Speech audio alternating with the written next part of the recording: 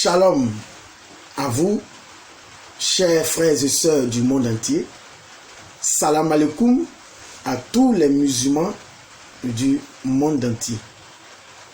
Je suis le révérend Dr Kwasi. Et c'est pour moi un bonheur et une joie immense d'échanger la parole de Dieu avec vous. Alors, le sujet du jour s'intitule « Allah n'a pas protégé le Coran ». Alors, Allah n'a pas protégé ou préservé le Coran. Il y a plusieurs raisons à cela. Mais aujourd'hui, nous allons développer l'une des raisons qui, pour moi, me permet d'affirmer ou de dire que le Coran n'est pas la parole de Dieu. Et l'une de ces raisons, c'est que le Coran est incomplet. Le Coran que nous avons ici, aujourd'hui, que ce soit en arabe ou en français ou en anglais ou dans toute autre langue, ce Coran-là, que les musulmans lisent chaque jour dans les mosquées, dans les coins et les recoins des rues, ce Coran-là est incomplet. Les musulmans chantent à longueur de journée que le Coran a été parfaitement préservé. Tenir, je dis bien tenir une telle affirmation en ce 21e siècle est très grave. Parce que cela montre l'ampleur, la profondeur, la largeur et la grandeur de l'endoctrinement dans lequel ces musulmans-là se trouvent. Oui. Une personne endoctrinée, c'est une personne à qui on a arraché le droit de remettre en cause. C'est une personne à qui on lui a enlevé le droit de réfléchir.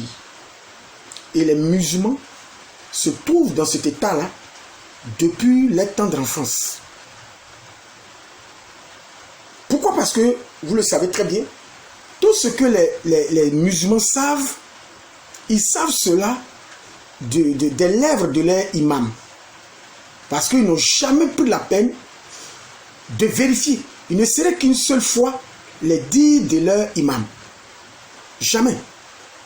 Je sais de quoi je parle parce que j'ai eu beaucoup de rencontres, beaucoup d'échanges dans le passé et beaucoup de débats avec des musulmans, des imams, des oustas.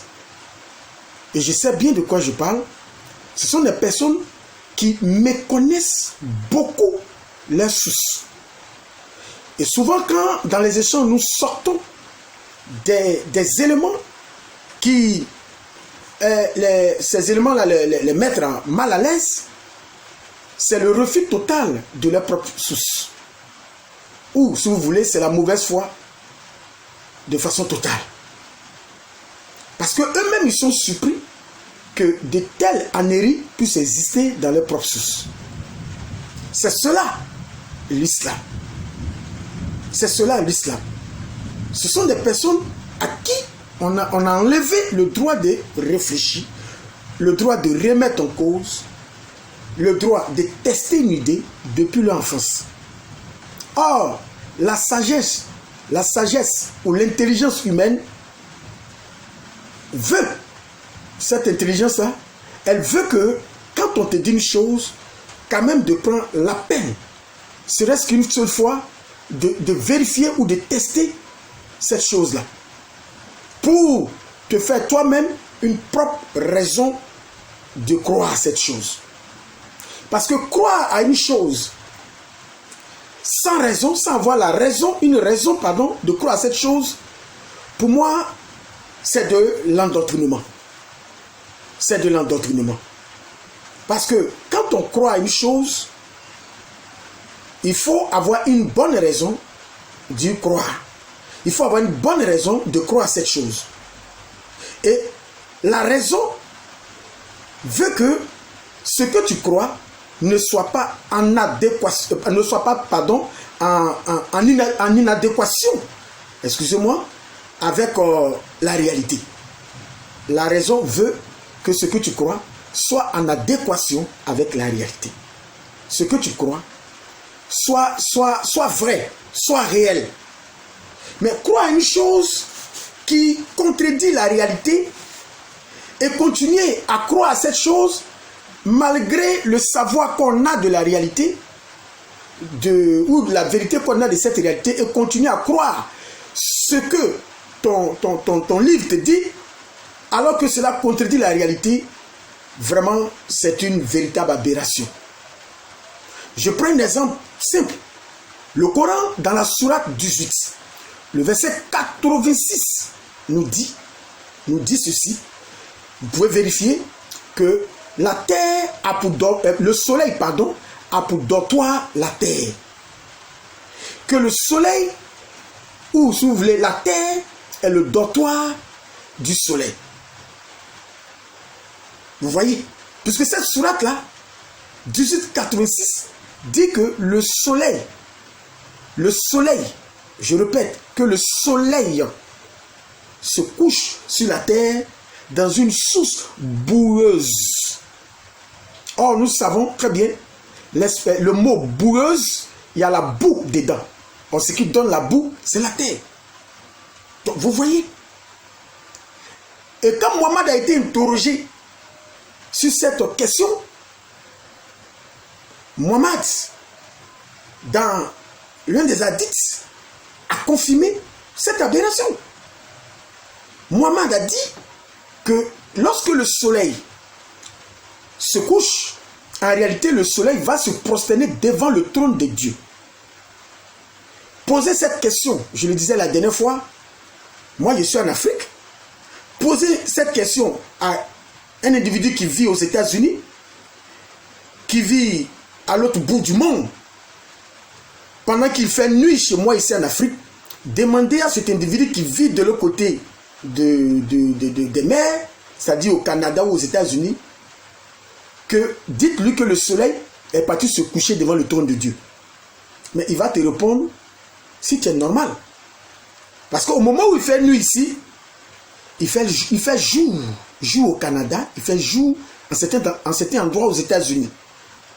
Bon, à quel moment que le soleil va se coucher se prosterner devant le trône de Dieu, se coucher devant le trône de Dieu? Vous voyez, toutes ces aberrations, nous les avons dans le Coran. Vous voyez. Mais aujourd'hui, ce qui va m'intéresser, c'est que je vais démontrer à la face du monde que le Coran est incomplet. Et le Coran n'est pas la parole de Dieu. Pour commencer, permettez-moi de faire la lecture de 2 versets coraniques. Je prends tout de suite la sourate 41, verset 41 jusqu'au verset 42. La sourate 41. Cette sourate en arabe, on appelle cette sourate-là les versets détaillés. Les versets détaillés. Je lis cette sourate 41 à partir du verset 41 jusqu'au verset 42. Ceux qui ne croient pas au rappel, le Coran, quand il leur parvient, alors que c'est un livre puissant, inattaquable, le faux ne l'atteint d'aucune part, ni par devant, ni par derrière. C'est une révélation émanant d'un sage digne de louange. D'après ce verset, le Coran est un livre qui est inattaquable. Le Coran est un livre inattaquable pour la seule raison que le Coran ne peut pas être atteint d'aucune manière, ni par devant, ni par derrière, d'une erreur. C'est ce que dit cette sourate. Nous allons vérifier cela. D'abord, par la sourate 18, verset 86, je viens de dire que le Coran dit faux en disant que la terre trouve, le soleil trouve le refuge sur la terre. Ça, c'est un livre qui est inattaquable, ça. Réfléchissez vous-même. Je lis ensuite le second verset. Je lis le second verset qui m'intéresse le plus. Il s'agit de la sourate 15, le verset 9. Il est dit, en vérité, c'est nous qui avons fait descendre le Coran et c'est nous qui en sommes gardiens. Donc, nous voyons dans cette sourate 15, verset 9, que Allah dit qu'il est le gardien du Coran et qu'il va protéger le Coran de telle sorte que aucune erreur ne pourra se glisser dans le Coran et le Coran sera toujours complet. Nous allons voir si cette affirmation-là, elle est vraie. Parce que nous allons tester cette affirmation. Est-ce que Allah a préservé ou protégé le Coran comme les musulmans veulent nous le faire croire? Alors, pour ce fait, nous allons lire quelques hadiths. Quelques hadiths. Et pour ceux qui ne savent pas ce qu'on appelle les hadiths, il faut savoir que les musulmans ont plusieurs sources. Les musulmans ont plusieurs sources. On a le Coran, qui est la première source. Le Coran, c'est la base de l'islam, c'est la première source. Ensuite, on a ce qu'on appelle le tafsir. Le tafsir qui décrypte ou explique, ou si vous voulez, commente les versets du Coran. Le rôle du tafsir, c'est de décrypter, c'est le décryptage des versets, ou bien si vous voulez, l'explication des versets du Coran. Et comme auteur des tafsirs, nous avons Al-Tabari, nous avons Ibn Kathir et nous avons Ibn Abbas, qui est le cousin de Muhammad. Alors, et enfin, comme source de l'islam, nous avons les hadiths, ce qu'on appelle les hadiths, qui racontent, les hadiths racontent les histoires, les recueils, les contes de Muhammad ou de l'islam. Ou bien si vous voulez, pour faire plus simple, en un mot, les hadiths, c'est la retranscription des discours et des faits et gestes du prophète de l'islam. C'est pour cela, lorsqu'on essaie de comprendre le Coran ou de comprendre les versets du Coran, ce n'est pas ce que moi je pense, ou ce n'est pas ce que toi tu penses, ou ce n'est pas ce que ton imam pense qui compte. Mais c'est ce que le tafsir dit qui compte. Puisque nous savons que le tafsir, c'est le décryptage ou, si vous voulez, l'explication des versets du Coran. Et il est important de souligner ce point avant de lire ces hadiths. Alors, commençons par vérifier si le Coran est complet. Est-ce que le Coran est complet? Parce que les preuves que nous avons au travers des sources islamiques dont nous allons lire tout à l'heure nous démontrent le contraire, que le Coran est incomplet et que Allah n'a pas pu protéger le Coran comme il s'est vanté dans les versets coraniques que nous venons de lire. Alors, Sahih al-Bukhari, numéro 6830. Retenez, prenez bien cela. Mais avant de lire ce Sahih al-Bukhari, je tenais à encourager toute personne qui visionne cette vidéo de liker, de partager cette vidéo et de s'abonner dans l'optique de m'encourager dans ce travail de dénonciation que nous faisons. Parce que nous dénonçons pour rétablir la vérité de Dieu, la vérité du christianisme. Et cela est très important. Donc, je continue. Sahih al-Bukhari numéro 6830. Suivez la lecture. Ibn Abbas a ajouté: nous sommes arrivés à Médine à la fin du mois de Dhul Hijjah. Et quand c'était vendredi, nous sommes allés rapidement à la mosquée dès que le soleil s'était couché. Et j'ai vu Saïd bin Zaïd bin Arm bin Nufal assis au coin de la chaire, et moi aussi je me suis assis près de lui, de sorte que mon genou touchait son genou. Et peu de temps après, Umar bin al-Khattab est sorti, et quand je l'ai vu venir vers moi ou vers nous, j'ai dit à Saïd bin Arm bin Nufal ceci. Aujourd'hui, Umar dira une chose qu'il n'a jamais dite.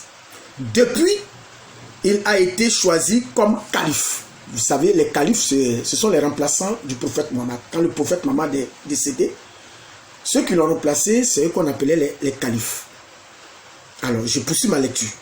Saïd a nié ma déclaration avec étonnement et a dit: qu'attendez-vous que Umar dise de semblable dont il n'a jamais dit auparavant?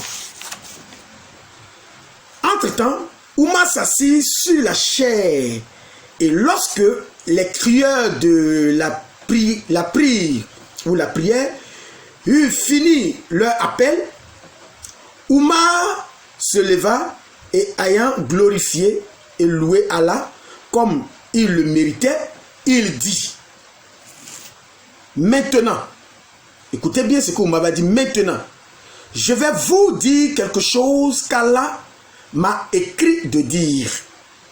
Je ne sais pas, peut-être présage-t-elle ma mort. Donc quiconque la comprend et s'en souvient doit la raconter aux autres partout où sa monture l'amène.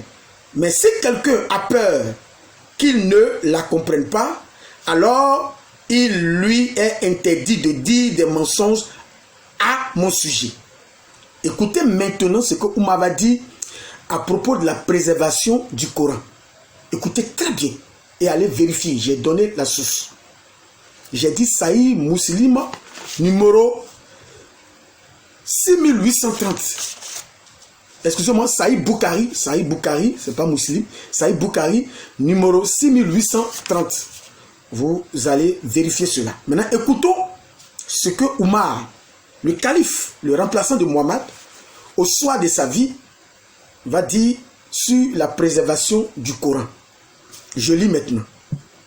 Allah a envoyé Mohammed avec la vérité et lui a révélé le livre saint.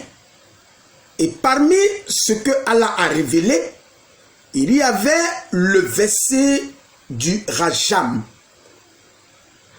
c'est-à-dire la lapidation de la personne mariée, homme et femme, qui commet des rapports sexuels illégaux.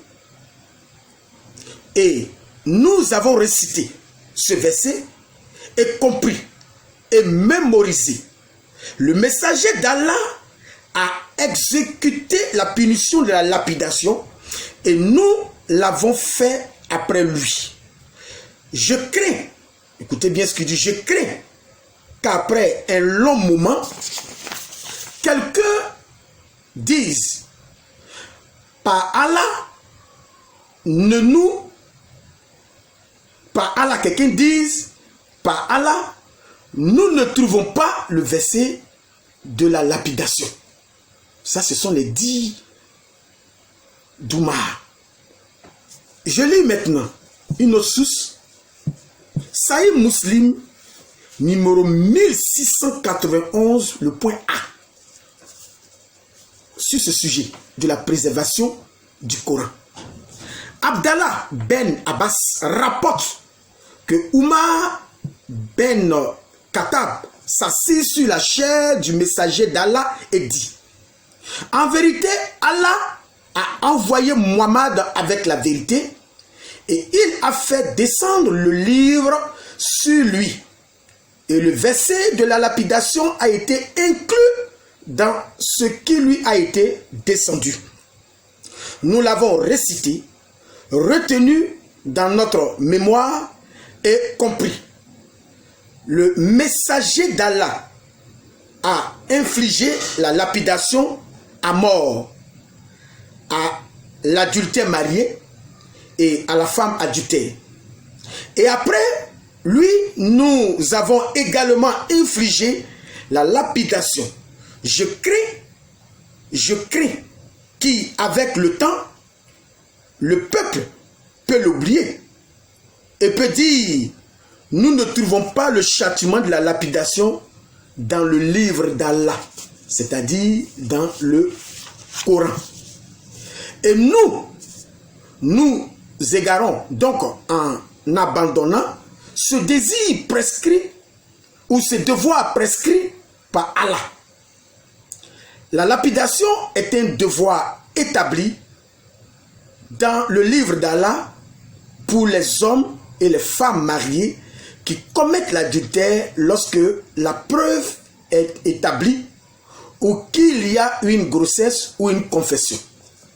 Vous écoutez, vous venez de voir Sahih Muslim numéro 1691.A et Sahih Bukhari numéro 6830 qui relate ici que le calife, c'est-à-dire le remplaçant de Mohammed, le calife après Mohammed, le décès de Mohammed, ici confirme qu'il manque des pages, il manque des versets dans le Coran.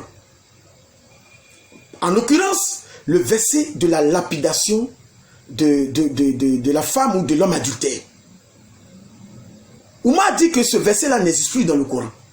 Pourtant, dans son exécution, dans sa pratique, ils punissent la femme ou l'homme qui commet l'adultère, mais ils n'ont pas de preuves textuelles de ce verset-là dans le Coran.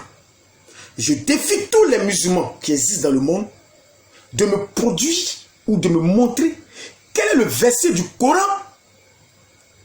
qui traite le sujet de la lapidation de la femme adultère ou de l'homme adultère. Les musulmans me montrent ce châtiment-là dans le Coran, de la femme adultère, de l'homme adultère. Qui me montre cela? Ça n'existe pas. Je continue la lecture. Sahih Muslim, numéro 1692, le point A. Écoutez ceci. Ici, dans cet hadith, nous voyons Mohammed de façon pratique exécuter ce châtiment-là sur un individu qui avait commis l'adultère. J'ai lu cela. C'est pour dire que ce texte a été vraiment révélé à Mohammed. Mohammed l'a reçu par son ami imaginaire qui est Allah. Mais nous ne l'avons plus dans le Coran. Alors que les musulmans nous chantent à longueur de journée que le livre est préservé. Je lis. Jabir ben Samoura a rapporté.